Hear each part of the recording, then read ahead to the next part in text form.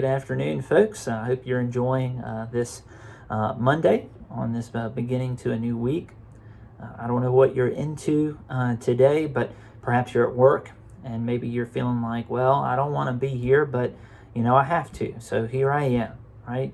Work is an obligation. You just do it because you have to.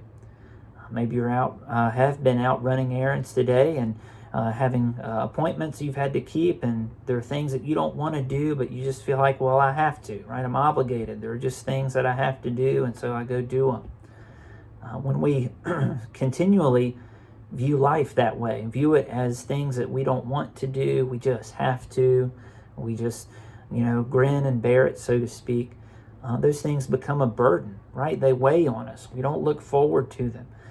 We don't think, oh gosh, I can't wait to do that, to do my best, to try at that. We dread those things coming up.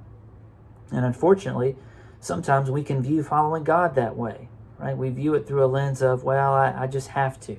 I have to go to church. I have to read my Bible. I have to pray. I have to try to live a certain way. And it becomes burdensome, right? We don't enjoy it. We don't long for it. But it doesn't have to be that way. John tells us in 1 John chapter 5, verse 3, that God's commands are not a burden. Now, John says this in the context of loving others, which is kind of an extended theme he's had in the past few passages we've looked at. But we can expand that out to all of God's commands. They really aren't burdensome for us if we really follow them sincerely. And so why are God's commands not burdensome? Well, number one, his commands are wise, right? It stands to reason that God is wise. He's all-knowing. And so if he gives us a command, there's wisdom behind it, right? We should understand that God has a reason for that command. He is wise in all he does. And so his commands would be wise as well. And in a related way, God's commands are right.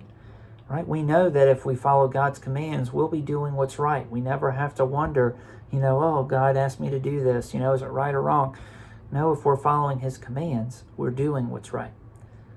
But then also, if we follow God's commands, right, we know that that's the way to peace. Right? God promises us his peace when we put our mind on him, when we put our mind on heavenly things. Doesn't mean things will always go our way. Doesn't mean we'll always have, health, wealth, and prosperity.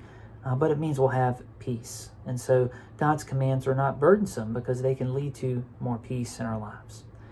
And so know this week, even in the midst of things that we feel like, they're obligations and, we're not super excited about it, know that when it comes to God, when we follow his commands, they're not a burden. He knows what is best for our lives. He knows what is best for us. His commands really aren't burdensome.